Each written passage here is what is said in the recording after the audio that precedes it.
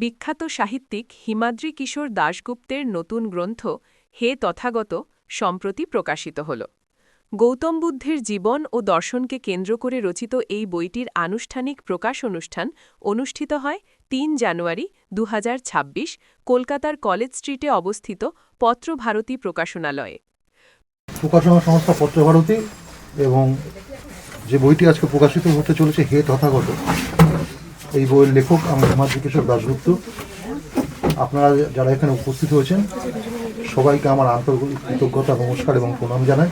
প্রকাশ অনুষ্ঠানে উপস্থিত ছিলেন প্রাক্তন মন্ত্রী ও সিবিআই জয়েন্ট ডিরেক্টর শ্রীযুক্ত উপেন্দ্রনাথ বিশ্বাস, বিশিষ্ট লেখক আশিস বড়ুয়া, লেখক জয়দীপ চক্রবর্তী সহ আরও অনেক সাহিত্যিক ও বুদ্ধ চর্চায় আগ্রহী বিশিষ্টজন। অনুষ্ঠানে গৌড়ীয় মঠের ভিক্ষুদের উপস্থিতিও বিশেষভাবে দৃষ্টি আকর্ষণ করে। সাহিত্যপ্রেমী পাঠকদের ভিড় ছিল চোখে পড়ার মতো।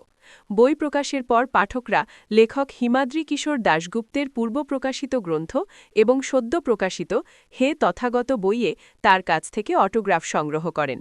লেখকও আন্তরিকতার সঙ্গে পাঠকদের সঙ্গে মতবিনিময় করেন এবং বইয়ে স্বাক্ষর প্রদান করেন। গৌতম বুদ্ধের মানবিক জীবন, ত্যাগ ও দর্শনকে সহজ ও প্রাঞ্জল ভাষায় উপস্থাপন করার জন্য হে তথাগত ইতিমধ্যেই পাঠক মহলে আগ্রহ সৃষ্টি করেছে বলে মনে করছেন প্রকাশক ও সাহিত্যমহল।